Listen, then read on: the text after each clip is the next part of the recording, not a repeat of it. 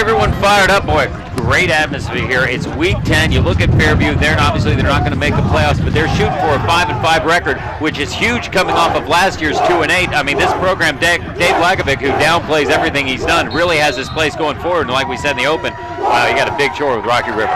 Well, they might not go to the playoffs, but they have the chance to play spoiler here against Rocky River.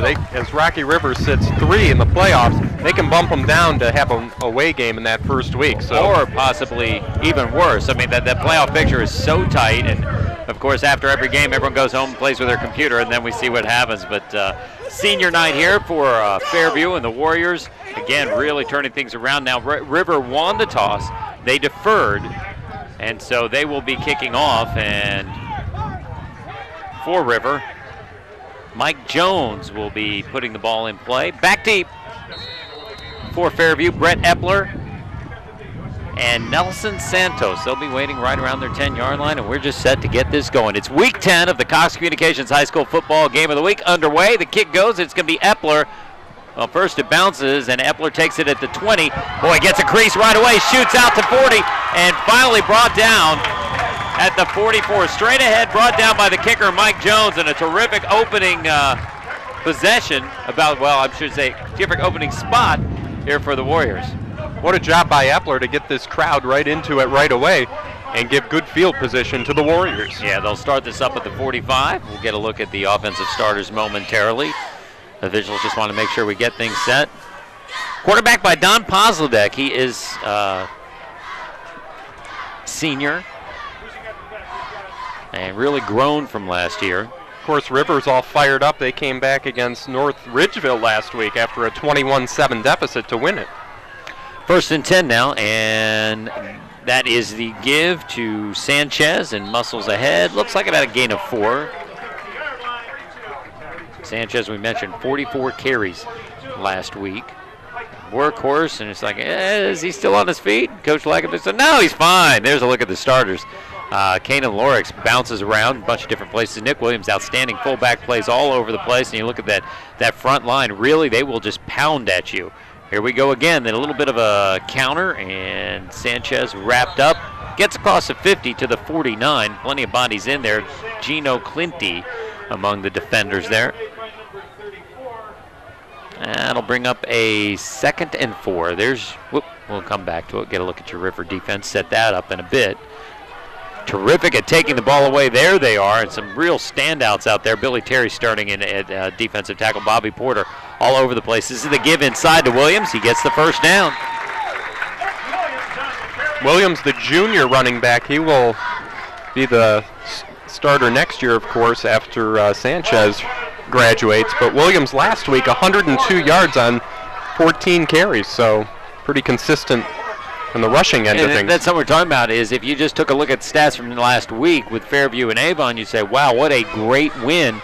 But they couldn't overcome the turnovers, just really turned the ball over, and I think there was 5 of them. That's not going to win many games if you turn it over that much. I'm going to get a flag on the play. I don't know if the defense came across, and they did. Thought maybe they were drawn off, weren't. Coming up trying to put some pressure, so it's 5-yard, make it a 1st and 5. Terrific opening for Dave Lakovic. He said, we just play caveman football. Not everyone was buying it. Rick Adams, head coach over at River, was saying, you know what, they'll lull you to sleep. You can't do it because they'll pop it up top. And you take Taylor Milton's a guy that they love to go to. That's Williams in motion. Everybody bunched inside, another misdirection. Sanchez finds an opening, goes ahead, and gets close to the first down. Brought down just shy at the 35. Really had a hole, hit it quick. And you could see why Sanchez got 44 carries last week. This guy is consistent on the ground and picks up yards. Over 1,000 yards on the year. His longest run, though, 40 yards. He grinds it out. He certainly does. From the 35, it's 2nd and 1. Everyone bunched inside. It's Williams straight ahead. Williams the first down, still on his feet, gets down to the 30. Who says power football isn't artistic? Well, Dave Lakovic, he said, we're a team from 1979. The power eye just pounded up the middle. No, you know what he said first? He said, we're a throwback. We're from like 1985. It's like I was still out of high school then, punk. 1979, I was -3. All right, that's enough out of you. First and 10 from the 31. Everyone bunching in. That's what you're looking for. Ball coming up. That's Melton in the corner. Melton just can't quite get to it. Got good coverage there by Kyle Dunn. And they got tied up, and the ball goes a little bit long. Great idea to do it in that situation. Well, they were setting them up with the run, and Melton, as you said, couldn't get out there, but that ball was headed right for him. That's what Rick Adams is worried about. He takes a look at that offense, and they get everyone bunched up in the box, and they'll hit one deep. Trying to go to Williams, gets a block, now gets the corner. Williams to the 25, good tackle by Dunn. He got a block by Nick Ruffing on the outside. I think George Paris also kind of got him to get around the corner, and he picks up 6 on the carry. Look at Williams around the corner, and he's going to take him head on right there. Just smash mouth football. Nice right play off the by bat. Dunn coming in from the cornerback spot to bring him down. 3rd and 4 now. Ball resting at the 25. Again, it's Williams and Sanchez. Looks like Rocky Rivers coming with a blitz there. Sanchez finds a little crease, pops ahead, picks up the first down. That's one of those things where you're worried about the offensive line pounding on you and you're trying to shoot gaps, and if you guess right, you're going to come up with a big play. If you guess wrong, Sanchez finds a crease and gets the first down. And what can you say about this offensive line, which allows them to get these yards? What a job they've done all year. 1st and 10 from the 20. Opening drive. The Cox Communications High School Football Game of the Week. Sanchez, the lone back. That's Melton in motion. And they're going to try Sanchez wide, and a good job playing off the block by Tyler Scott. He basically just shook off of Melton and makes the tackle right at the line of scrimmage. I really like what Coach Lakovic had to say about this running. Here, we're going to do this, and this is exactly what we're going to do, and see if you can stop it. I mean, it's pretty cut and dry, if you ask me. Well, you get all those corners and everybody bunched inside. That time's the outside linebacker creeping up and makes a good tackle. 2nd and 10 now. A little bit of a different look. Flip it out towards Sanchez, overthrown. Bobby Porter was coming up, but they tried just a little bit, sent Sanchez out in motion, and Porter wasn't buying it. Good coverage on the play, makes it 3rd and 10. Looks like Porter was ready for that one, but Sanchez trying to throw him for a loop, and they just can't connect on that one. Yeah, overthrew it, but good coverage. So it'll bring up 3rd and 10 now. Started this drive on their own 45 after the big kick return by Nelson Santos. Everything going well, but their first pretty difficult looking 3rd down of this drive. 8:02 left in the game. Pressure coming from the outside, going for picked off. Coming up to make the play, it's Porter trying to get Ryan O'Grady. Porter reads it and brings it back the other way. Well, Porter, one of those great receivers for Rocky River, he comes up with a nice interception there, and he timed it just right and had great position, Bill, to make that play. That's what you want your free safety reading, and they tried to slide O'Grady out there. And the ball hung just a little bit too much, and Porter makes the play. So after an impressive drive, the ball goes over to River at their 20. You know, despite that turnover, I like how Fairview mixed that in there, the pass and then running it. But that was the first time they got in a situation where they had to pass. Now you get a look at Robbie Plagans. Pressure coming, finds a little crease, bounce outside, and brought down after a gain of, we'll call it 2. Plagans just a junior. And we'll get a look at the River offense momentarily as he goes over to the sideline. Get some instruction. Plagans last week, 20 of 41 for 265 yards in that huge comeback win. There's a look at your offense. And Porter, 7 catches for 101. Bobby Porter, guy that he's just like, he's not that fast, he just makes plays. And this is the give inside to Drew Brown. And Brown gets close to a first down, out to the 29, where it'll be 3rd and 1.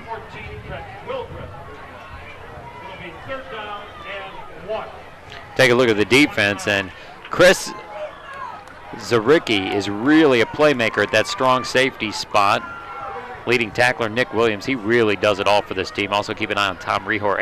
And Rick Adams really likes that defensive front. He said they are possibly the best defensive front they've faced this year. It'll be 3rd and 1 now from the 29. That's a big compliment there for Fairview.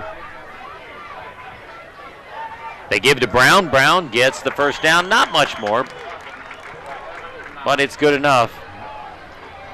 Mahmoud Najjar on the tackle. And ball goes out to the 31, 1st and 10.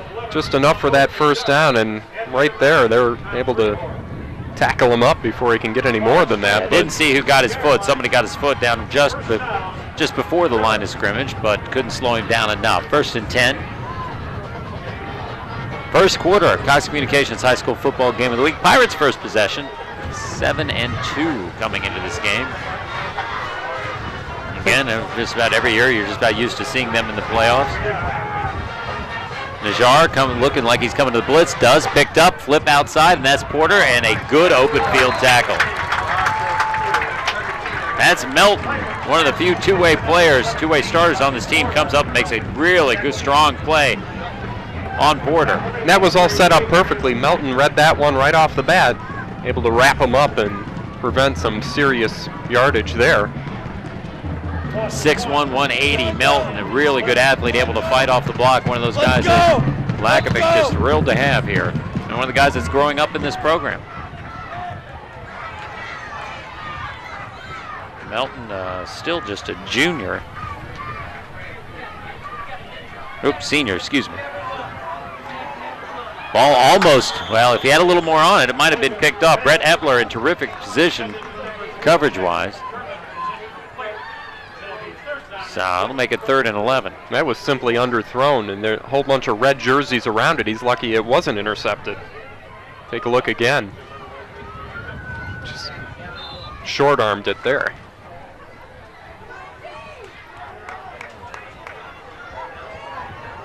Ball sitting on the 31. And River now, 3rd and long. Najjar coming, throw underneath, it's complete, and cutting across the field, finally getting across the 40, and good tackle. That's Zach Eccles. I think that might have been Epler that came up and made the tackle, didn't pick it up.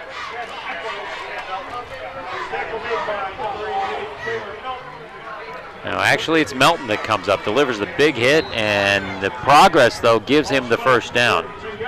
What a job by Melton to get right on there, and that looked like a car crash on 480 the way he tackled him there. I don't know. I mean, from that angle, it looked like he did not get the first down. But it doesn't matter what we think. It's 1st and 10 from the 42. Plagens going deep. This ball hangs. Epler has a chance, and not going to come down with it.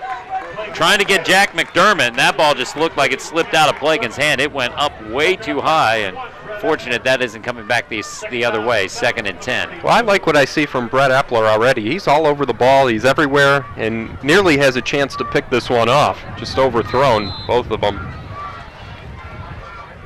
Yeah, it looked like maybe Epler thought that it was going to hang up a little more. He came in a little far. Regardless, it's 2nd and 10 now. Plagens had some interception problems early in the year. He's really settled it down and is taking care of this offense. Got to be a fun offense to quarterback. Going for Porter, and Porter gets the catch. Epler brings him down, and they are going to call it a catch. I'm going to check and see if Porter's okay. Epler took his legs out. He landed awkwardly. Might have landed on his head. Well, see if we can get another look at this, because that's the question. Did he hang on to it? On the field now, they're going to discuss it. That's a catch. That is a catch. That is a good catch. I mean, I know everybody's upset, but he's got possession. Hits the ground. He's been hit. That's got to be a fumble, man. And Porter, I'll tell you what, he took one heck of a hit. And he's being helped off.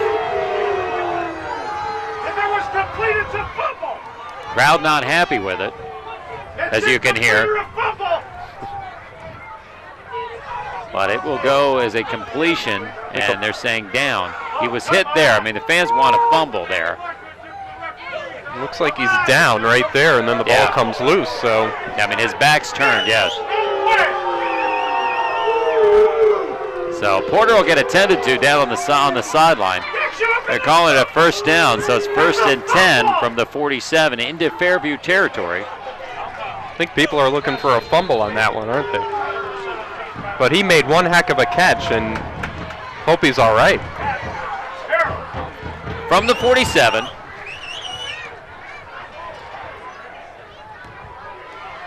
Brown gets the carry up the middle, straight ahead, gets out across the 40 and down to the 39. That's the thing with River, and we've seen it over the years. Going back to Ron Lewis was running this program, is they just really have a very interesting mix of run and pass, and it's hard to pick up on a pattern or a rhythm. They really keep defenses on their heels. And they're doing their job if they're catching them off guard, so you can credit the coaching staff for that one. It's an 8-yard gain on first down, 2nd and 2 from the 39. Wow, that just opens up your playbook quite a bit. They go to Brown straight ahead again and maybe gets a yard. I don't know. Looks now just go back to the line of scrimmage. Timing that one really well. Mike Barth coming in from the outside linebacker spot, along with Cortez Harris. So it'll be 3rd and short.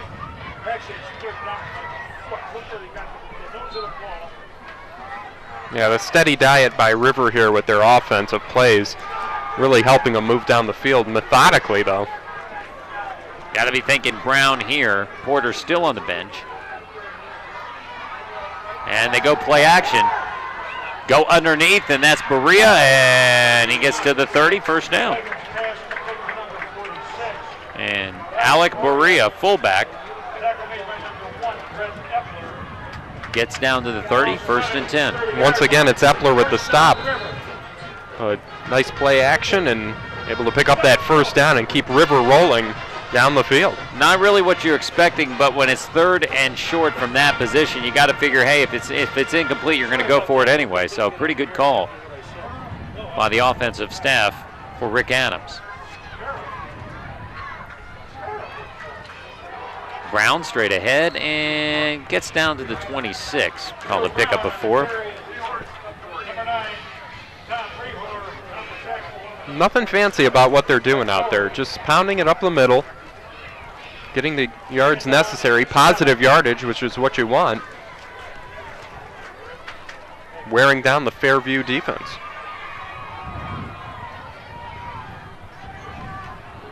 It's just hard to pick up on a pattern with this team, and you can't really key on any one thing. And again, one of the trademarks of this River offense. Just call it a gain of 3 to the 26, and it's going to be Brown. Tries to bounce outside, runs into Najjar, who played that well. Najjar stays at home, gets some help from Zaricki, and it's a gain of 1. Zaricki is a guy, 8 tackles for losses on the season. And the two of them combined right there, the strong safety and the linebacker, nothing doing. They've been on the field a long time now, and they're still plugging away and making some great stops out there. Oh, birthday wishes. From first, I thought it was 30th birthday. I'm like, that can't be right. 3rd and 5. Plagans has a man, gets him, and down inside the 10, still on his feet is McDermott. McDermott still going ahead, and finally will go down about the 5-yard line. He just found an opening and sat. And usually when you do that, that's pretty much as far as the play's going to go. But wow, the senior, McDermott, just keeps going and gets him out inside the 5. Look where he catches it. Smart job by McDermott, too. Once he knew there was going to be a bunch of defenders around there, he puts 2 hands around the ball to avoid the fumble there on the play. Smart heads-up play by McDermott. Clock continuing to run. Could be the last play of the quarter. And McDermott will sit on the bench for a second. 1st and goal now from the 6. Brown bounces outside, nothing doing. That pursuit really gets to him. Melton's the one that finishes off the play. I believe it might have been Zaricki that bounced him outside, though. Good job stringing out that play. There's Brett Wilgren also in on that. And that's the way this first quarter is going to end. Zaricki a great job, and Melton putting the icing on the cake, finishing the tackle. We've played 1 quarter of football. Well, we will in 1.2 seconds, and that's the way we're going to end. No score, and a very interesting first quarter. We're coming back with more on the Cox Communications High School Football Game of the Week.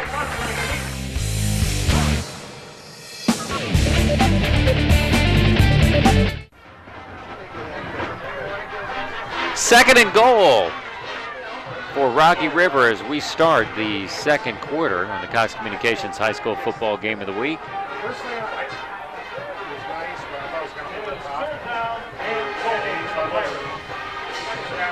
Kyle Dunn split wide. There's a good look from behind the Fairview defense, trying to stop Robbie Plegans from the shotgun.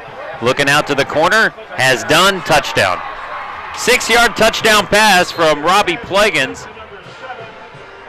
to Kyle Dunn, and Rocky River is on the board first. Well, nothing fancy about that. Dunn was able to get open, and Plegans spotted him right in the end zone for the touchdown and a Rocky River lead.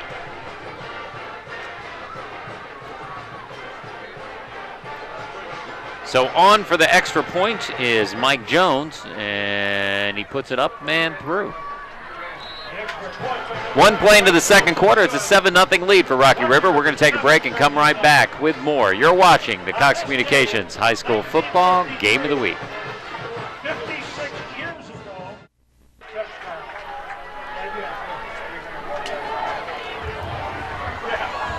No, Halloween is the 31st. The 31st. Though it is a good look. Looks good. I might try to do that with my hair green. It's a thought. Epler lets the kick go into the end zone, and Fairview will take over. 1st and 10 on their 20, and while we get them, they get set, we set up another great thing about Cox Communications. Yes, that's right, we're bragging. What of it? Next time you sign on to Facebook, do a search for Cox Communications Cleveland and become a fan. Check back often for news, contests, and highlights of today's game. Go to www.cox.com/Cleveland, or you can call 216-535-3696. What was that number again? 216-535-3696. That's what I like about you. You're thorough. Going up the middle is Williams. Ball comes out, but he was down on the ground. It's a gain of 4, possibly 5. See where we spot this. Yeah, it's a gain of 5, 2nd and 5. Ball comes out, and so did his helmet. That doesn't feel good, I'll tell you that much. You've been hit in the head without a helmet? I find that hard to believe. Yeah, he's clearly down. Knee was down, and then the shoulder hits before the ball comes out. 2nd and 5. A misdirection inside, and a whole bunch of folks in there. Mike Doherty trying to find an opening. Maybe picks up 2. So it'll make it 3rd and 3. Well, you can see very clearly why they've outrushed their opponents by over 100 yards a game. Just pounded straight up the middle. Well, you saw Mahmoud Najjar there on the sideline getting his equipment attended to. Really playing well in the linebacker spot, also a tight end. 3rd and 2, it's Williams muscling ahead. The stack moves forward, and on the bottom of that stack is Williams across the 30 for a 1st down. Well, all this talk about the running game, Don Poslatic needs 31 yards for 1,000 on the season. Here you see Coach Lakovic giving direction. He's talking with Mike Barth, trying to get some things shored up on that defense. That defense held on 1st and 2nd down quite a bit, had some problem on some 3rd downs. Trying to connect to Lorick, and Posladek's pass a little bit short, can't complete it. Lorick found an opening. Lorick's interesting. He's a running back, also plays receiver. They move him all over the place. 2 touchdowns on the year. Just not enough on this one. And he's really acclimated himself to those positions, and he's been open to it, which is half the battle right there.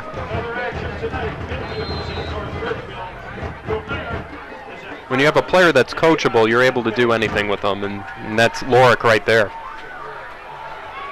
2nd and 10.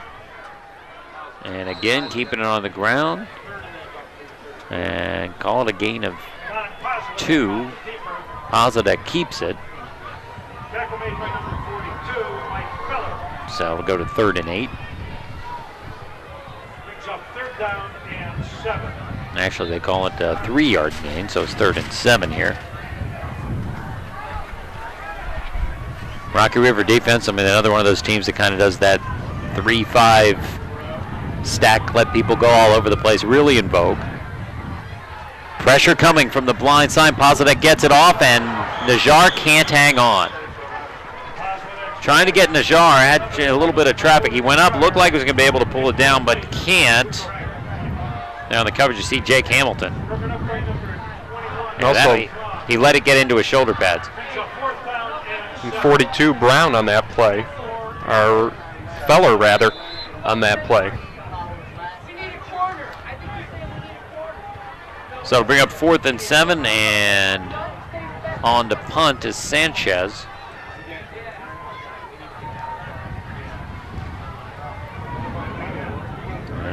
Let it bounce and coming back the other way. Brown finds an opening, and wow, gutty play. And it works out well for him. What a job by Brown. Eccles, excuse me. Well, he shot out of there like a cannon as soon as he got the ball. Well, usually when it bounces and there's traffic around, the defense just, the coverage unit expects it to just keep going, and kind of surprised everyone. It's risky, but that's what can happen. So again, terrific field position for Rocky River. They are set up at the Fairview 37. Early second quarter. They've scored 1 touchdown to, well, the first play of this quarter. Porter still not out there. Plagens just tons of time, then gets hit late and completes the pass. How about Kyle Dunn coming in, and Plagens standing tall because he got hit right as he released it. But Plagens, well before he got hit, had so much time, he could have read a book out there.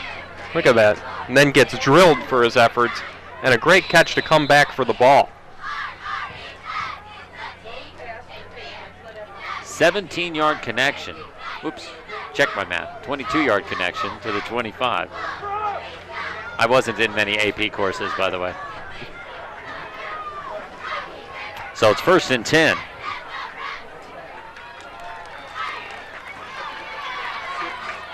Plagens, they can't time that one. Trying to get Eccles. And that wasn't working. 2nd and 10. Well, contrary to that last play, he was rushed on that one, and they just couldn't hook up. Really impressed how Rocky River is moving the ball, though, on their offensive plays here. Well, they've been doing it without Porter for much of the game. Again, landed awkwardly. And anyway, spread things out this time. Eccles in the slot. Plagens looks that way, then comes off, has pressure. Eccles bounces outside, now flips and completes to Dunn.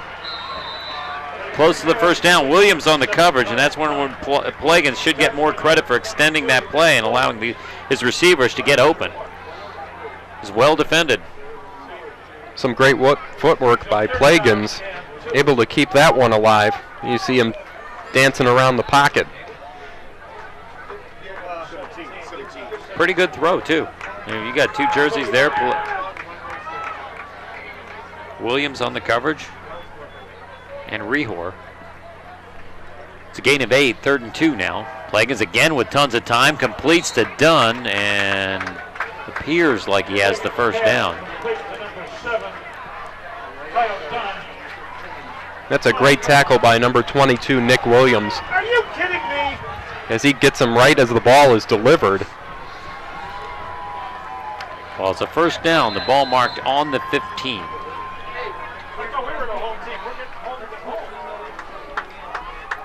Ball at the 15-yard line, first down, Pirates.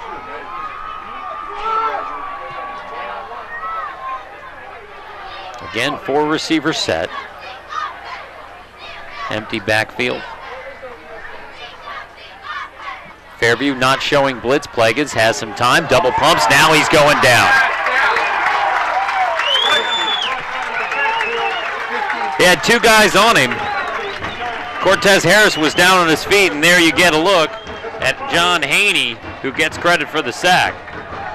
Well, they finally got to Plagens, and that was the consistent play that they talk about here in their defensive line. Nice job of Nice job of Harris coming in and taking his blocker down to get to Plagan's feet, and then Haney finishes him off. Not giving up on that play either. 2nd and 17 now. Low snap, and he's in trouble again. On top of him, Mike Doherty right away. That low snap has just slowed things down a little, and Doherty was shooting through. He's a lineman that has really come on this year. And it's another loss. Make it a 3rd and very long. And it slowed down their progress because that ball took a bounce off that turf. 3rd and 23 after the sack. Big defensive play here for Fairview. And when you're a team like Fairview that's going to rush it, you can't have a second of delay or it's going to be big trouble, as Rocky River found out right there.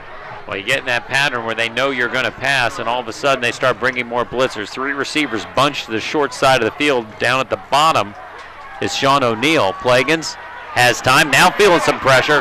Jogs outside, does a nice job to avoid the first one, throws for the end zone, incomplete.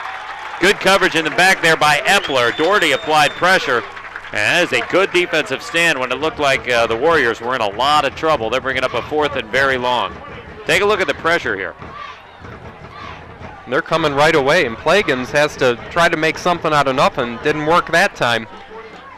He did a nice job kind of jumping over Mike Doherty's outstretched arms to extend the play, but really nice play by Epler down there in the corner on McDermott, because it is just so tough to stay with someone that long. 4th and 23, this area of the field. Rick Adams decides not to punt. Really wouldn't gain you very much, so they space everything out. You got to wonder about a possible quarterback draw here. I know it's a long way. Pressure coming by Doherty. He throws this one up. Going for the end zone, a little bit of contact, but incidental. And again, that's Epler with the coverage, trying to get Luke Riemann-Schneider. And a good defensive stand by the Warriors. Epler with him stride for stride. As you see, Plagans takes one heck of a hit there. And that was 47, Mike Doherty again. He's been pretty relentless today. He really turned it on, especially in that series. So Fairview takes over. Sees just over 6 minutes left in this second quarter, down 7-0. Good field position starting at the 26. Haven't seen Sanchez in a while, and it's a pretty good decision here. Gets out close to a 1st down. Only runs a 4.9. Absolutely unbelievable. With all the success he has, it's really been lower body strength. And you look at like 244 yards last week. I mean, you would think he would rip off a couple of big ones, but you can see right there, as you just alluded to, Bill, it's that strength that he has in his legs. Well, he did pick up the 11 yards on that play, so it's 1st and 10 from the 37. Fairview showing blitz. And they send a bunch more. Misdirection to Williams. He just can't quite shake through that first line. If he gets through there, it's going to turn into a big game, but he's got to get by Mike Feller, and that wasn't happening. Yeah, Feller wasn't about to give him any yards there. Comes up big on that tackle.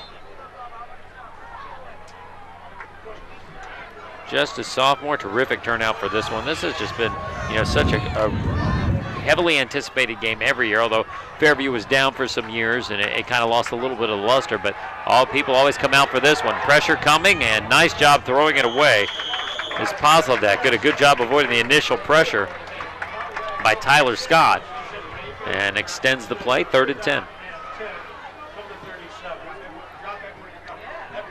That's a smart move, too, to get rid of it out of bounds there and not throw it up for grabs and risk getting intercepted. Well, you throw it in the area of receiver. Of course, he's out of the tackle box by that point anyway. But 3rd and 10 now from the 37. The final week, the finale of the Cox Communications Game of the Week for 2009. Been a fun season, and man, it's gone quickly. Little problem with the snap. Posledek recovers and hits his man. That's Melton. Melton down to the 40-yard line. Check that. It's O'Grady. Ryan O'Grady cutting across. And this is a terrific play by Posledek. Not just field the snap, but get downfield quickly. And the big play to the senior, Ryan O'Grady. And what a job to spot O'Grady. He recovers quickly on that one. And O'Grady makes the catch and picks up some big yardage after the play. Puts him in great field position now. What a Fun game. Down 1st and 10 from the 40. Sanchez. Boy, no one even touches him until he gains 5 yards, and then he muscles ahead to the 32-yard line. Getting some good holes and shooting right through them. Coming up limping just a little bit. I believe that's Nick Ruffing. And check that. It's Cortez Harris, and he goes down to a knee. So we're going to get an official timeout. Hopefully he's going to be okay. He limped up a little bit when he came back. And Cortez, a two-way player.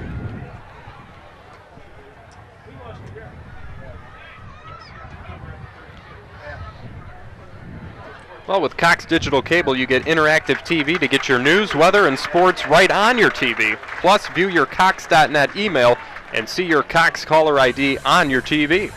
Go to www.cox.com/Cleveland or call 216-535-3696. I missed that. What was the website? www.cox.com/Cleveland. And if you missed the phone number, 216-535-3696. I didn't miss everything, just one thing. 8-yard gain, 2nd and 2 now from the 33.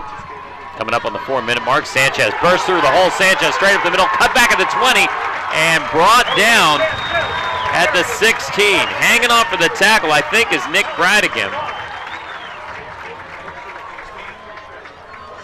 And actually, that's Jacob Zeke that makes the tackle. But look at how fast he's getting through these holes. Look at how good that hole is. Well, with senior night, he's going to let it all hang out here, and Sanchez getting through and just keeping his legs moving and churning, picking up some nice yardage again. Again, Sanchez now changes direction, mixes inside, gets just outside the 15-yard line, or outside the 10, check that, to the 11.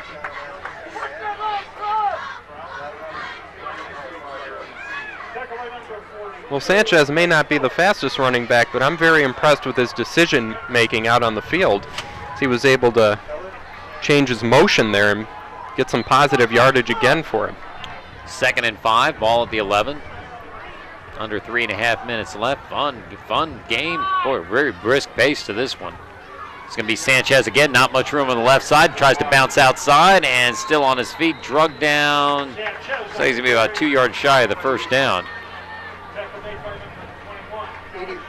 Mike Jones turned the play outside. Sanchez wanted to cut in there, and he just does it. Well, actually, Trevor White does a good job taking on the block and just stringing things out. Effort, though, takes him down to the 9-yard line, so it's 3rd and 1. Trevor White wasn't about to give up on that play, and he made a nice tackle to end it. Sanchez in motion. They tried to throw him to him out of this position before. It's Williams up the middle for the first down. Williams still on his feet and down to the 1-yard line. Such a great combination you've got there with Sanchez and Williams. And you forget, Williams really did a lot of damage in the first quarter, and here he goes again.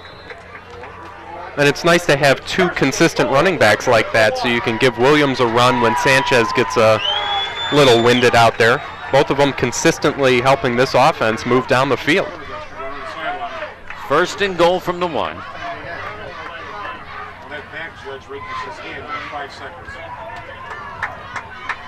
Osledek led this team down, had the big pass to O'Grady. And timeout is called before. The play clock was running down pretty low, and so Lakovic's going to take a timeout here and make sure, penalty here would certainly change things where you're sitting 1st and goal from the 1. Why not take a timeout? Talk about it.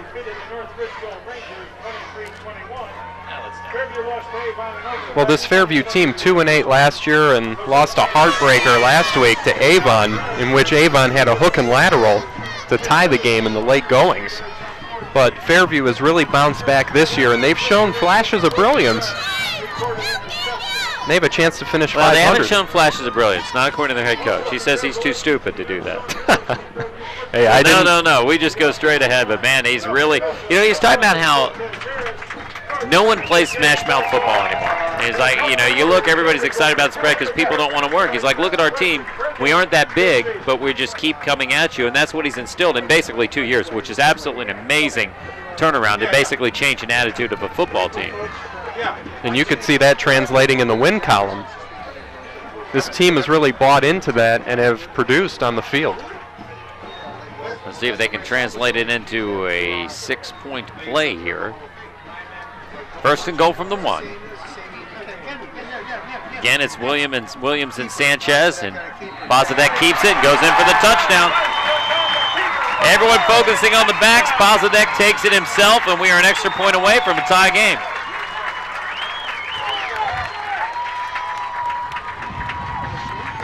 .238 left in this first half, and Pozadek gets the Warriors right within 1. That's a good call by Coach Lakovic there. Everybody focusing on Sanchez or Williams to do it, but quarterback takes it right up the gut for the score and add the extra point. Oh, Brad Snow for the extra point, but cannot connect. So with 2:38 left in the first, it is a 1-point game with Pozadek with the touchdown. We're going to take a break and come back with the final couple minutes of the half. You're watching the Cox Communications High School Football Game of the Week.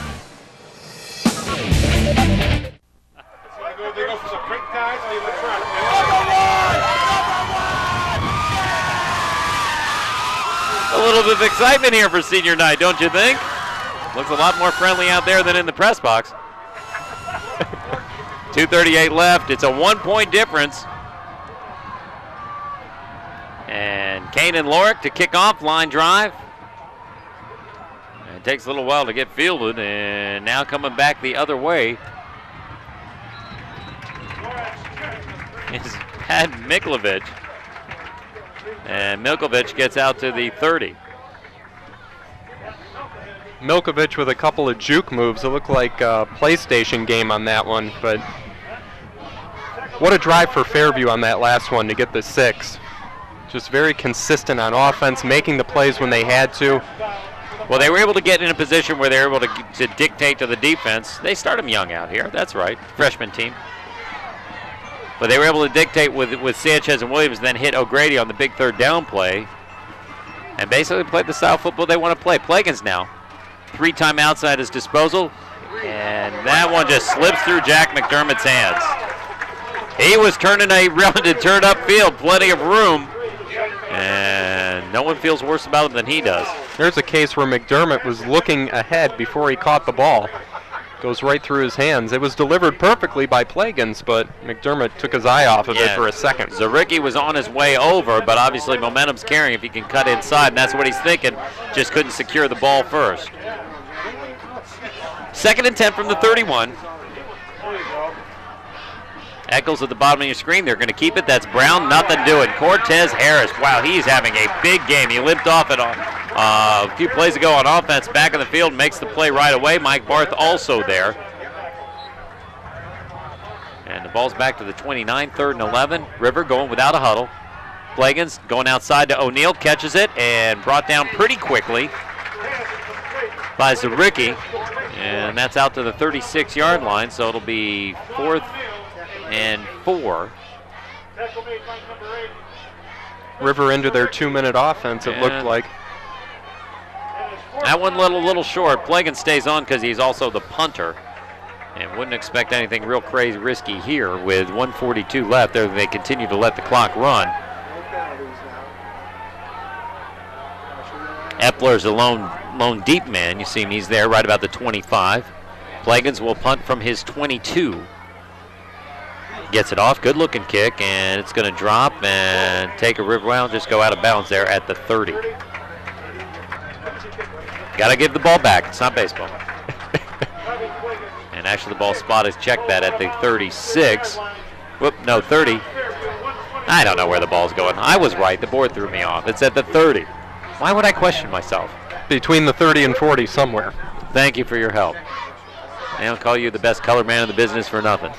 Okay, I stole that from Bob Euchre, but you get the point. 1:22 left, 2 timeouts for Fairview. Down a point.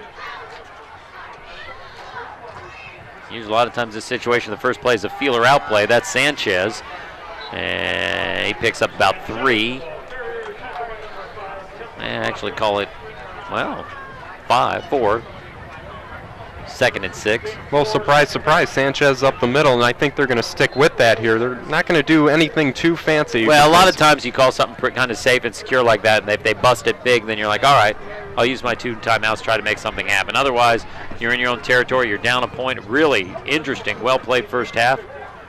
Now go into half and get ready for a second half. Well, play action. Forget everything I just said. Dump it out to Williams. And he's hit, stays on his feet, still on his feet. Breaks another tackle at 45, out across midfield, out of bounds at the 45.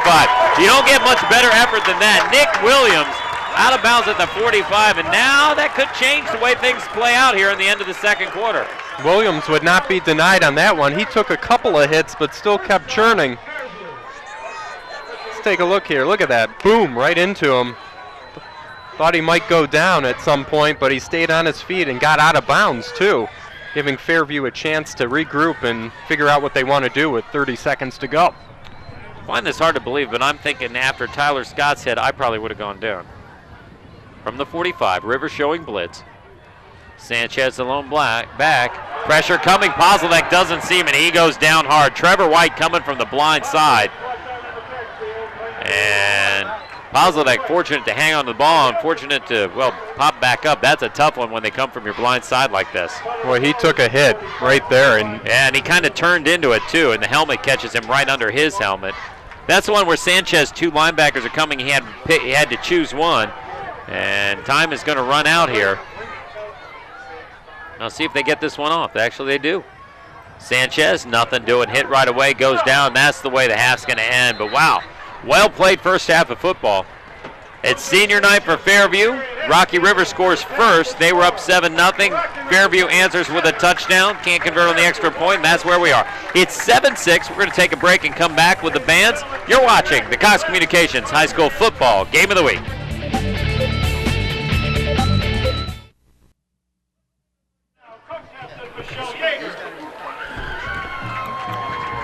Getting ready to start the third quarter, 7-6 game. Rocky River leading Fairview on the Cox Communications High School Football Game of the Week. Very interesting first half of football. Very risk-based to this one. Take a look, and Rocky River was moving early, and a big catch by Robbie Porter, but he left the game. He was injured. It led to a touchdown pass from Robbie Plegans to Kyle Dunn, and got a lot of Jose Sanchez in that first half, grinding things out for Fairview and the Warriors, and they work themselves down to the one, and Don Pozadek, the quarterback, keeps it, takes it in. Extra point not converted, but that's how we got to where we are. It's a 7-6 game as we're getting ready to start this third quarter. Fairview, again, trying to go to 500 on this year. Now keep in mind, Rocky River won the opening toss, deferred, so they will be receiving the kickoff.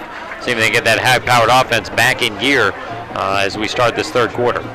And you've got to give credit to Fairview's defense. They've really stepped it up against Rocky River tonight, holding them to that one touchdown that you had mentioned, Plegans to Dunn. But you got to hope that Porter is all right. He took quite a hit there, as we saw. By the way he landed, you land on your head, you worry about neck injuries and things like that, and we have not seen him come back out onto the field. Well, if you're Rocky River and you want to make some noise in the playoffs, you need a guy like Porter to be there, so hopefully he'll be okay for future games.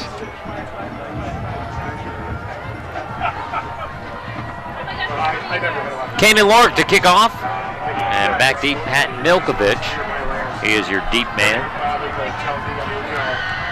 Dunn and Eccles are up a little bit shorter, and this is going to be Milkovich. He's going to field it at his 5.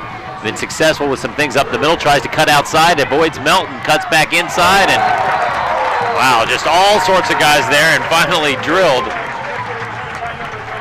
Again, Mike Doherty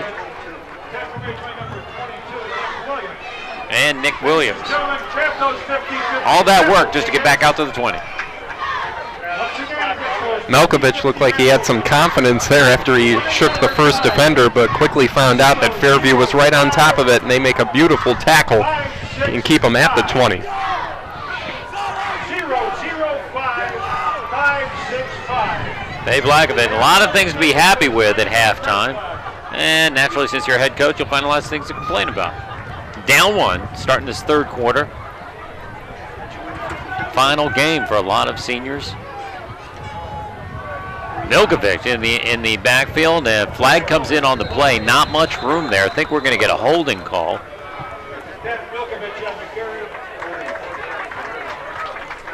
Not the way Rick Adams really wants to open this quarter. I mean, not terrific field position. And and they will take it. Don't quote me on this, but I think that may be the first flag of the game. I don't remember anything in that first half. There was a procedure penalty early, but yes, it's been a very clean game. Very well played game. First action penalty, and interestingly enough, first penalty of the second half. So see, you still made a valid point. That's what I'm good at. So after the hold, the ball goes back to the 10, and it'll be 1st and 20. A lot of options. See if they go to a little bit of a swing pass. Fairview not showing blitz. And a man in motion. Everybody picked up, dropping underneath, incomplete. Trying to get Eccles cutting across. They had a clearing pattern out in front with McDermott, and just a little bit off, a little too far out of his reach. 2nd and 20. That looked like there's Porter back on the field. That looked like a laser pass right there. Just couldn't get him, and it's good to see Porter back out there. Once again, the winning 50-50 raffle ticket, 005. Good thing he didn't come down on his head, because that would have been very scary. There you see Porter. Such a big player for this team. Had a kick return against Bay a couple weeks ago for a touchdown. Does so many things for this team. You see him making a bunch of defensive plays earlier. Good to have him back. 2nd and 20 now. Flagans again with time. This time trying to get Porter, and incomplete. Might have had a chance, thrown over his outside shoulder, can't quite bring it in. It'll be 3rd and 20. There's Epler again on the coverage. Epler's come up with some good defensive plays tonight. And when he hasn't given much room for receivers. Once again, Epler right on him to be able to make a great, and it just overthrew him, but Epler right there step for step. Very impressive job by him. Yeah, if that ball's thrown inside, it's coming back the other way, or at least he, deflects it. Really forcing Flagans to be perfect or incomplete. 3rd and 20. Back at the 10. Be a big defensive stop for Fairview if they can hold him here. They send one extra blitzer. Pressure coming. Flagans goes across the middle. Intercepted. That's Rehor to the 10. Penalty comes in late. Might be a face pass, but Tom Rehor, second leading tackler on this team, is right there for the interception. See what this flag is about, but Rehor right there, and that was all started by that pressure from Fairview that forced Plagans to get rid of it quickly and make that bad decision. I don't know who the other blitzer was coming on the outside. It might have been Nick Williams, but there was pressure coming.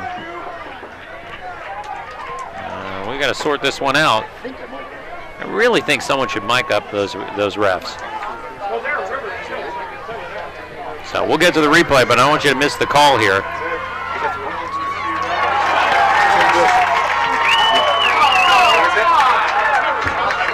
And this is what I don't get. They're saying offsetting penalties, but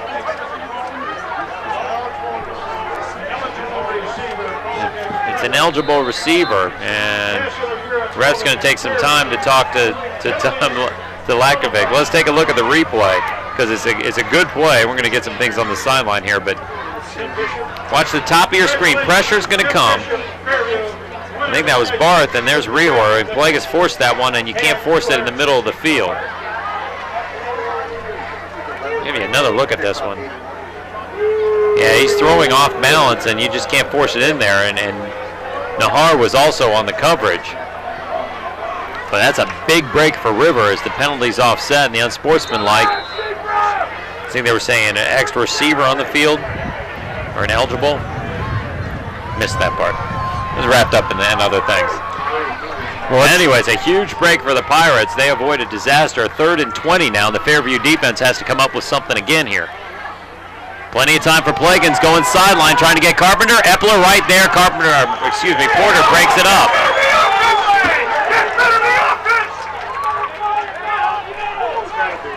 Flag comes in, and it would appear to be offensive interference. Epler had position, and Porter's just trying to break up the play. Actually, I thought it was a no call, but the flag comes out. You're right, Bill. Epler did have the position there. The face mask against Rocky River, so there you go. Yeah, and that must be Porter reaching in, and his hand just gets caught on the face mask. He's trying to break up the interception. And not much more room for the Pirates to go backwards. Actually, they get another break. There's the face mask. It's a good call. It's a tough break for Epler because otherwise he's got an interception. So River dodges 2 bullets even though they're pinned back, and it's going to be 4th and a mile. That's why I got to give up this job. Well, there again, that's a tribute to Epler's hustle out there. He had the position and forced Porter to do that. So 4th and 20, and Plagan standing in his end zone will be punting back deep. Is Epler at his own 45. Plagas does a good job to get it off. Not a good punt, but considering actually takes a bounce. A good break for him. The ball rolls out to the 36. And Fairview takes over at the Rocky River 36. 1st and 10. Rocky River fortunate on 2 occasions there that wasn't blocked, and then the second one on that interception by Fairview. But now the Warriors get it back in some great field position, and they have a chance to do some damage here. Mike Barth getting some attention from Dr. Scholes, and this didn't work well. Just was discombobulated from the start. 5-yard penalty. Move it back to the 41, or the 40. Ball goes back to the 40-yard line. First down and 15. Fairview. That's not the way to start a drive if you're Coach Lakovic and company. 1st and 15. Big defensive stand by Fairview. Actually could have been a lot worse for the Pirates. Got a couple breaks, and now Fairview, plenty of time. Posteldick goes outside, has Melton at the 30. Melton still on his feet, thrown out at the 20. He's a good-looking receiver. They don't throw a ton, but Melton comes up with a lot. Had 369 yards coming into this game, and coming up with a couple big catches in this one. Melton with 24 yards per game, and right on the money for him. And nobody even close to him. 20-yard completion. Drew Brown throws him out of bounds from the 20. 1st and 10. Williams, the ball's loose, and River recovers. The exchange was never quite there. And I think it's Jake Hamilton that falls on it. Hey, Williams came to the line, and the ball was handed kind of on his shoulder. I'm not sure, how that worked, if Williams jumped a little early or what, but regardless, another huge break for Rocky River. That handoff was shaky right from the get-go. It really wasn't on his shoulder. Check that. It was in. Maybe it just wasn't in enough or whatever. Spacing wasn't right, but big break for the Pirates again. Getting the ball back at their 20. 1st and 10. 3rd quarter. Cox Communications High School football game of the week. That's Brown up the middle. Brown brought down after a short game. Zaricki there.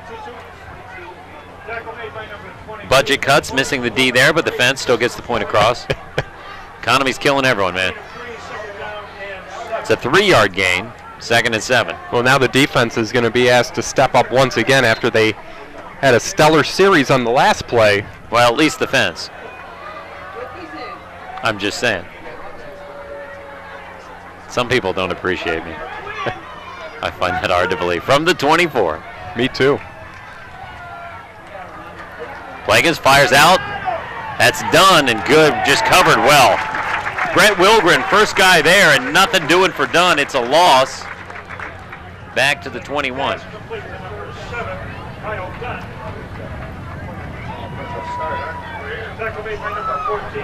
Well, that was it for Dunn. He catches the ball. And 4 guys right around him to make the tackle. Well, Wilgren was waiting. Epler shook off the block from Porter, and he was also waiting, and then everyone else just caught up. It's a loss of 1. Whoops. Loss of 2, 3rd and 8. Another big 3rd down stance here for Fairview. Let's see if they can capitalize. Not showing blitz. Now Barth is coming from the outside. Plenty of time. Plagans gets it off to the middle to Dunn, right at the marker, and Dunn will have the first down. Melton converges on him along with Wilgren, but a good pass by Plagans in traffic to extend the drive. Plagans calm in the pocket, and he gets taken down with authority there. 4 jerseys around him. That's a good throw from the 32 now. A lot of receivers that Rick Adams can rotate in. There's Jack McDermott standing by him. Going from the gum. Porter and Dunn to the bottom of the screen, just outside your screen. And this is a keeper, and Plagans, boy, it's surprised the ball didn't come out. Hit hard from behind. Bunch of guys there. I think the first one there, wouldn't you know it, is Doherty. He's had a big night applying pressure. And you said it, Bill. Plagans lucky. That ball was... Yeah, I don't know if that was supposed to be a handoff or just a really good play fake, but it didn't work right. And then Plagans was just left to get hit. It looks like he's wincing a little bit there, too. It's a second away from being jarred loose. Loss of 1 from the 31, 2nd and 11. Fairview been putting a little more pressure on Plagans in this second half. Stay on the ground, that's Brown, and not much there. Gets out to the 34. Pick up a 3. Make it 3rd and 7.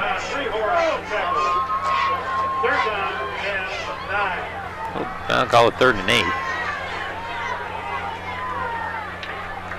It's right in between there. Trust me. Well, another 3rd down for Rocky River. See if they can capitalize and keep this drive going. Fairview has done an outstanding job of holding them. Wouldn't be surprised to see some kind of slant or a screen. Not going to get that here. Plagans rolls, looking for Porter. Melton coming back the other way. Melton down the sideline. Out of bounds at the 22. He just read that play and waited and came out and exploded right in front of Porter for the interception. And no penalty flag on that one. Melton, great position and giving Fairview great field position.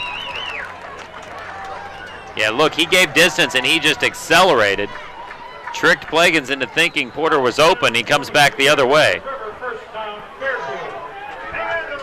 Good play by Melton. He's had a bunch of them tonight.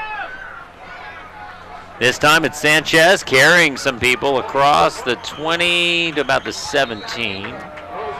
We'll wait for him to sort this out.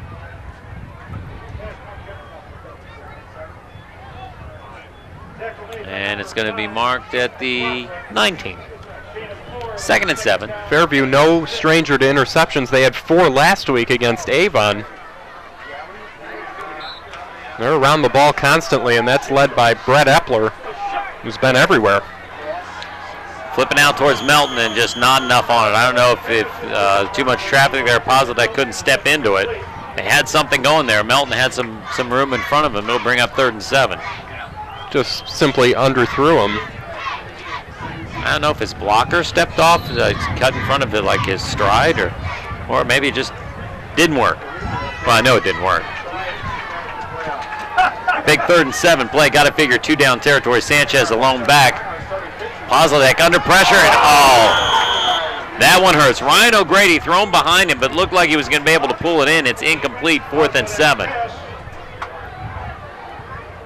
Really tough job, Pozlak standing in there and delivering this one. Look at the pressure count. O'Grady with a great catch earlier to set up that touchdown, and just right through the hands. Yeah, I mean, his momentum's carrying him the other way. It's thrown behind. Looked like he was going to be able to pull in, couldn't. And so they're going to go for the field goal. It is a 36-yard field goal attempt by Kanan Lorick.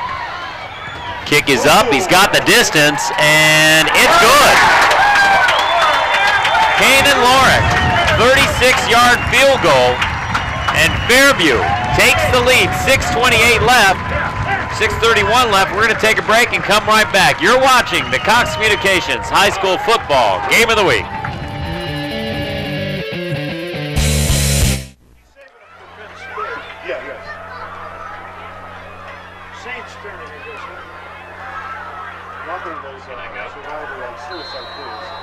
Kanan Lorick, a 36-yard field goal.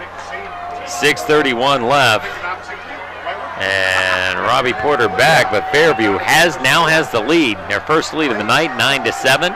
Lorick to kick off. Porter waiting inside his 5 at the 2. He's going to take it.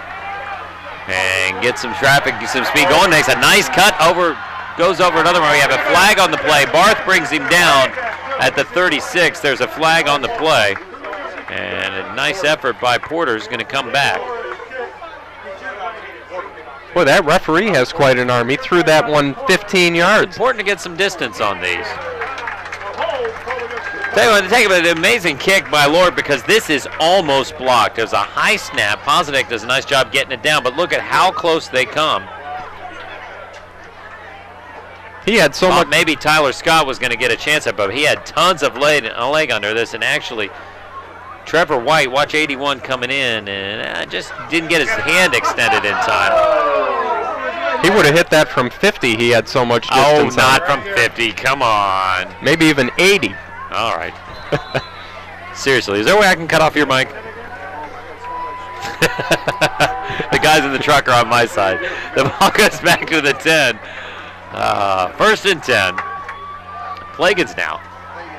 Again, tons of time trying to get outside and miscommunication. Eccles going downfield. He was throwing an out, and the closest one there is Zaricki, 2nd and 10. Well, now it'll be interesting to see how Rocky River can capitalize on this now, getting the ball back after Fairview taking the lead. That one almost. How about that one going to Rob LaSalvia down there on the sideline? Standing tall. Of course, he's only like 4'11", but still. Right to him. I don't know. He didn't see it. May have gone behind him. Let's see if we get a look at Rob. No, nobody caught him. Always looking for an opportunity to embarrass him. 2nd and 10. 3 receivers left. That's the way he goes. And hit immediately after making the catch is McDermott. 3 red jerseys collide right away. Melton in on that tackle. It's a 7-yard gain, though.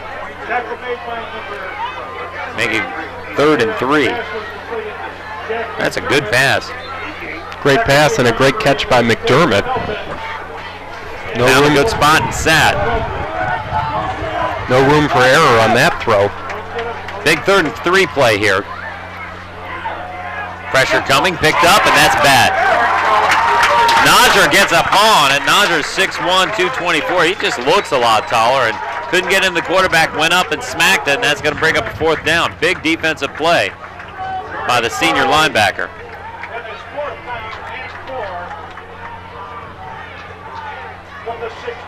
Yeah, trying to get it underneath, and Najjar gets his paw up, actually hits off his elbow. He's got some vertical, doesn't he? He's got some hops. He certainly does. Plagans back to punt. Epler waiting just beyond his 50. Pressure coming, punt gets off, and Epler's going to let it drop, and that takes a Rocky River bounce, and then dies at the 42. Looked like it was going to go a lot further.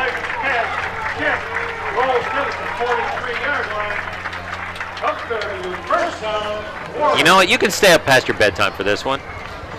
I'm talking to you, by the way, because I know you were talking about how young you are. You were bragging a little bit. But. So ball to 42. And this is Fairview. I already added that 36-yard field goal to take their first lead of the night, up 9-7. See if they can build on it. And again, great field position. 2 good defensive series for the Warriors.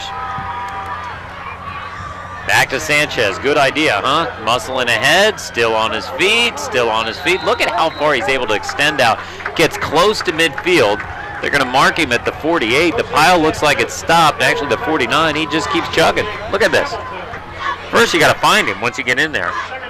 Like, okay, he's going to go down? Nah, not yet. Keep squirting ahead. Pretty simple game plan for Fairview. Handed right off to Sanchez, and he picks up yardage. That's what you like to see out of a guy like that. He doesn't give up on any plays, and that gives him some extra yards to pick up. It's a 6-yard gain. They go inside, and nothing doing right away. Lorick.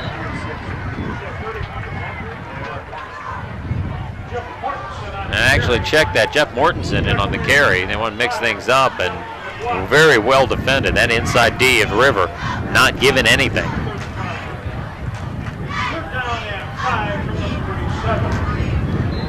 So it's a loss of 1, making it 3rd and 5.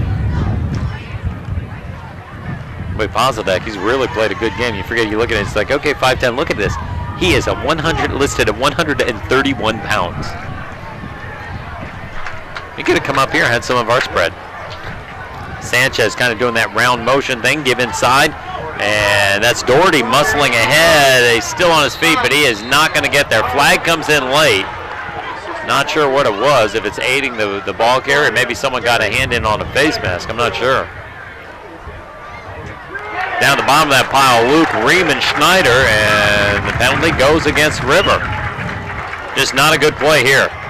Not at all. These penalties are really hurting Rocky River.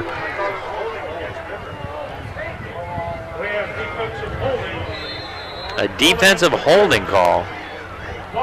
Very unusual on a running play. Didn't see it. Nonetheless, Fairview will take it. Well, it's a huge break for the Warriors. And now setting up shop at the River 44. Fresh set of downs. Sanchez hits the hole quickly and gets down to the 40. Good run blitz coming, and Sanchez, the crease was just inside of where the blitzer was coming, and pops it for a quick 4-yard gain. So perfect game plan. Right to Sanchez, let that time tick off the clock, and continue to move downfield, which they've done excellent here in the second half. You saw Ty Scott come from the outside, and the run just went right into the area he vacated. 2nd and 6. Again, it's Sanchez, same kind of thing. Shakes a tackle at the line of scrimmage, gets ahead, gets out just outside the 41. Shooting across, I believe, was Jake Hamilton, just got his feet at the line is just in the backfield. And Sanchez keeps moving forward. So it'll bring up a 3rd and 3.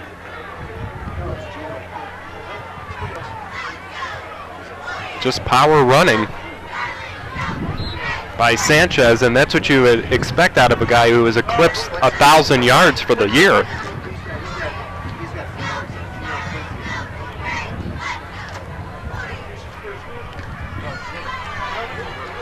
Third down play.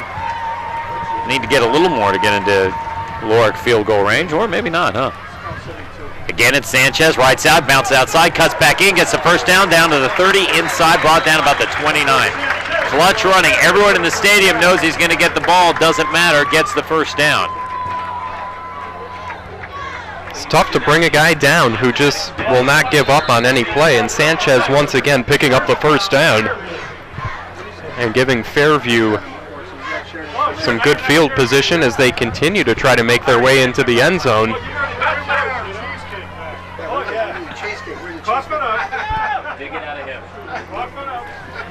From the 29.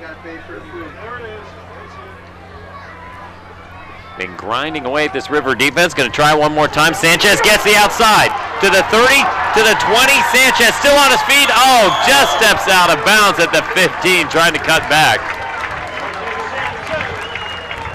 He's got some good, he's got deceptive speed. He's not that fast, but he can get to the corner, and thought he was running out of room. Almost turns it down even further. Got to the corner and then did the tightrope, but stepped out of bounds. Nice stiff arm right there. Nice little move, too, to create some space. And just couldn't stay in bounds. But just think, if there was like a board for Dance Dance Revolution over there, he could have scored high. He would have been on to the next level. Yeah. From the 15, 1st and 10. Misdirection, Williams with tons of room, one man to beat. Williams, touchdown. 15-yard touchdown run, Nick Williams. And Fairview extends the lead to 15-7. Terrific execution on that call. How about Williams? He got by and then saw the end zone, and that was the end of that one. Caveman football is looking kind of nifty, isn't it? Terrific misdirection play. And interestingly enough, you thought they may go for 2. They're going to go for the 1. Up 15-7. Lorick. The owner is Pozladek. Kick is up and good. 15-yard touchdown, Nick Williams, and Fairview extends their lead. It is now 16-7. We're going to take a break. We're going to come back. We've got more of the Cox Communications High School Football Game of the Week coming up.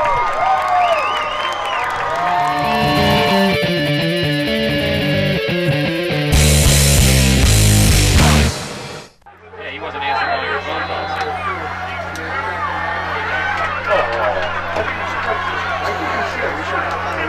Nick Williams, 15-yard touchdown run, and Kanan Lork kicking off. Robbie Porter back deep. He fields this one at the goal line and steps back in, so River will take over at the 20. And all of a sudden, they are down 9. You know, that run by Williams, that was capped off, and there was nothing fancy about what they did in that possession. Just right up the middle, and Williams able to take it in for the score. And how about Rocky River? They face a deficit here, fighting for their playoff lives. Well, they need 2 scores. From the 20, of course, they have a quick strike capability on offense. There's a flag on the play as Plagans is brought down. I think we're going to have a holding call. Gage Falcone with the sack, and it is a hold against River. But they've really hurt themselves with a lot of penalties. They really have, Bill, and you know, Rocky River is not doing themselves any favors by making silly penalties like that. It's Fairview, their defense just taking advantage of it and doing a great job of shutting them down. Well, they're getting a lot more pressure on Plagans in the second half than they did in the first. Ball back down to the 9 now. It's 1st and 22. Plagans from the gun. Pressure coming late. Delayed blitz finds his man McDermott. McDermott's still on his feet at the 17. He's brought down. Smart play there. You don't have to get it all back at once. Number 3, Jack McDermott. Tackle by number 4. River going no huddle, just trying to mix things up a little bit. Eccles looked like he left a little early, cuts inside. Now he's got some open room. Eccles to midfield and brought down by Epler, and he's brought down to the 46. It was weird. It looked, in that rush thing, it looked like Eccles may have actually left a hair before the snap. They're going to keep it with a no huddle. Well, you get the defense on the heels a little bit. It's a good move here.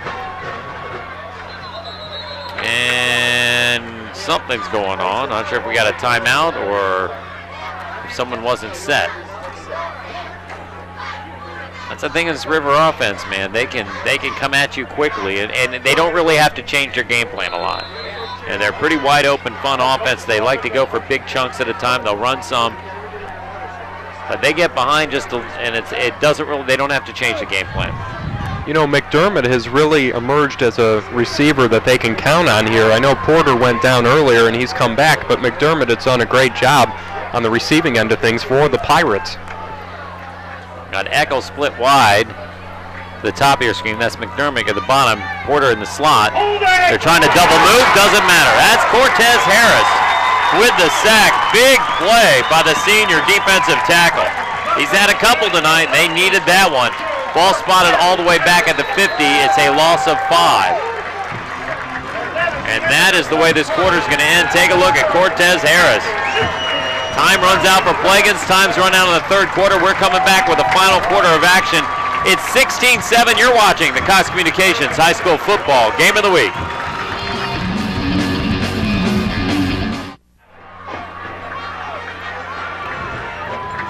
One more quarter to go. Could it get any more fun? Come on, man. 16-7. Fairview leading Rocky River. River moving. Big sack by Cortez Harris. And we are staring at a 2nd and 15 with just 12 minutes left in this one.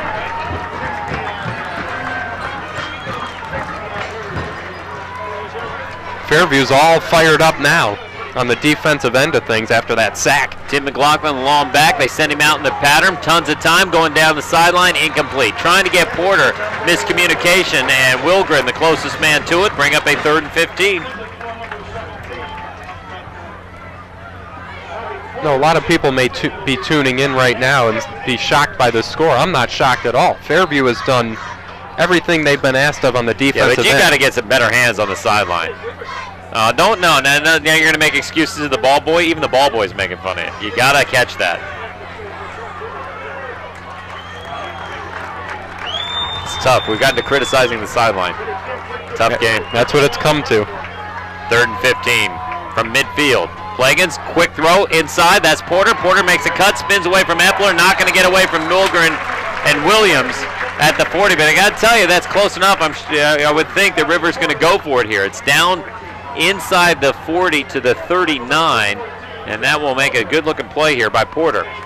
You know, get the ball to your playmaker in space. 4th and 4.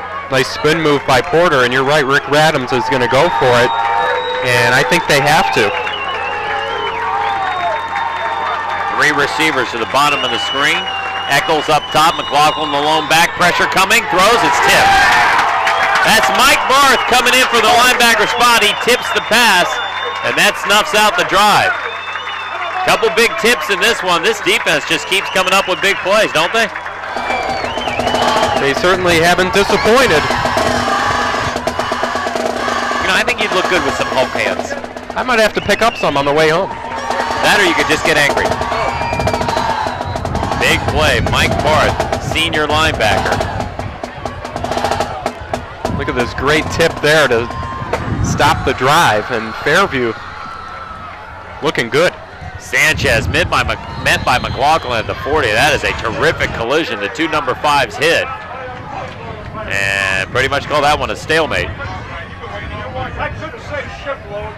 Well, you know, the thing with Fairview is you know, if there were any doubts at the beginning of this game, the more they hung around, the more things build, and now you're looking at a very confident football team taking on one of the most powerful areas on the teams on the west side.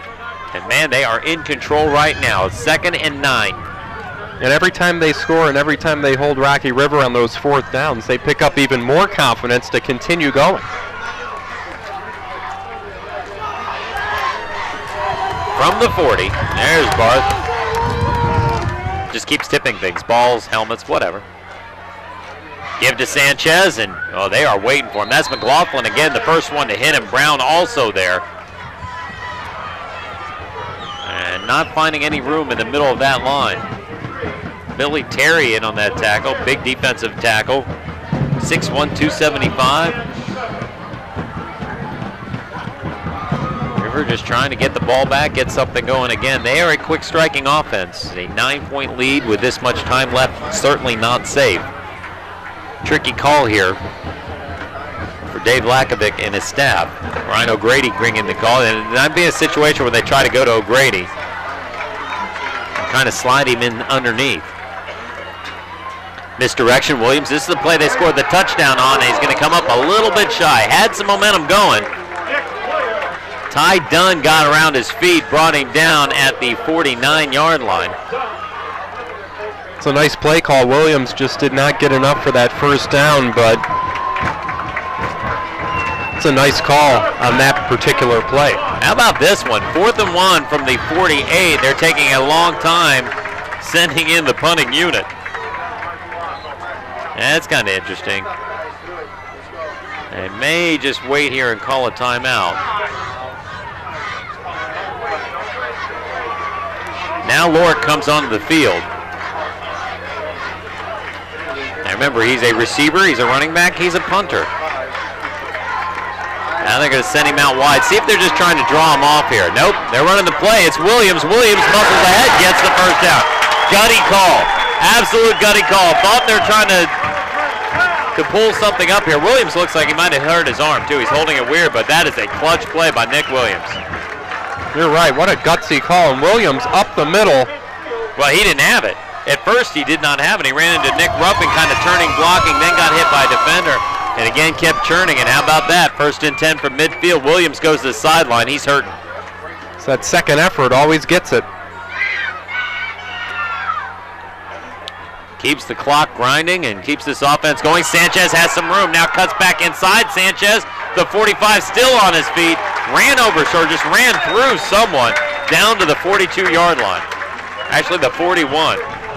The kid just doesn't slow down, does he?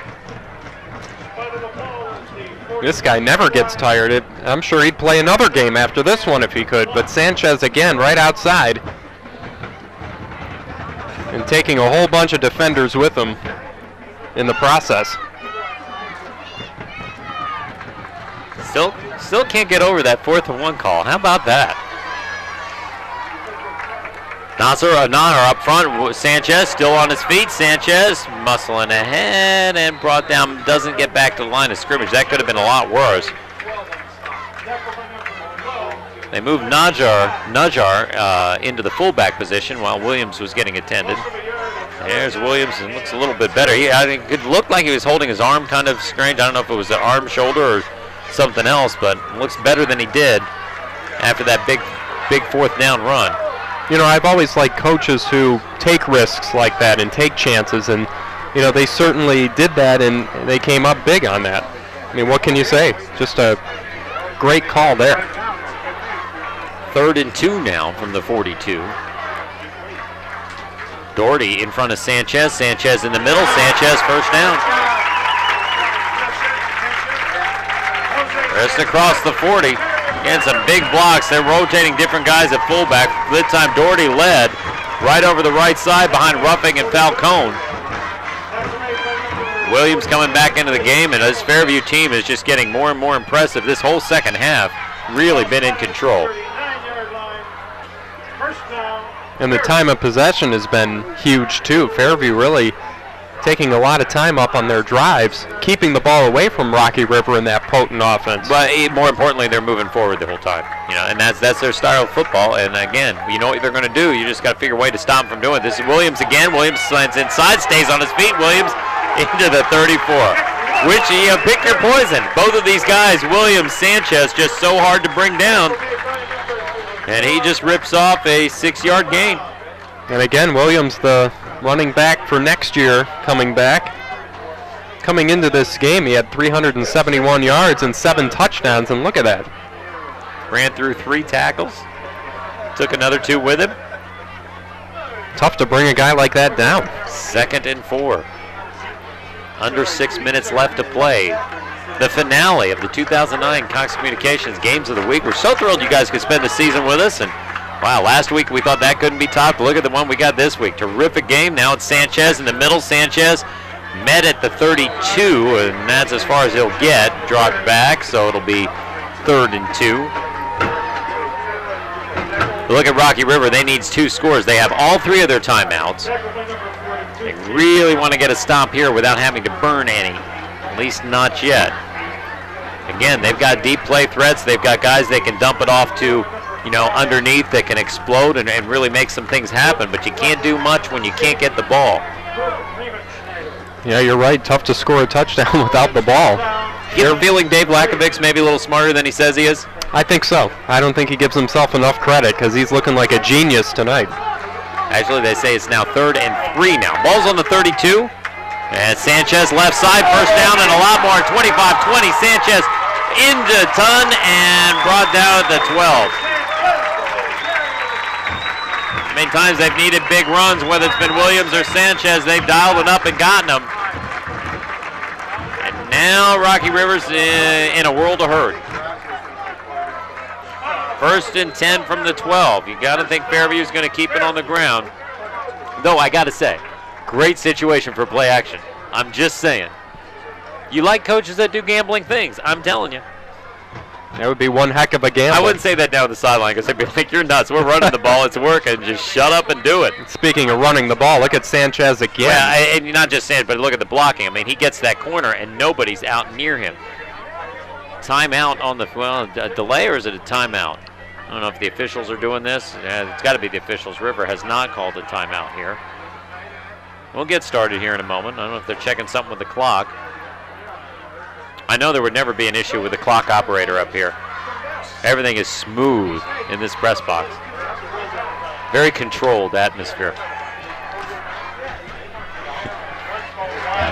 1st and 10 from the 12. Barth is the one in motion. And here comes Sanchez. Gets a big block from Williams in front, but everybody's there. Williams really clearing out some space, but the other guys get in behind him. And and picks up 2. Jake Hamilton, the one that gets in there and makes the play. And now River's going to burn a timeout, their first. So they take timeout, gives us time to tell you some of the things going on at Cox Communications. Well, for nearly 30 years, Cox Communications has built a reputation of providing exceptional customer service.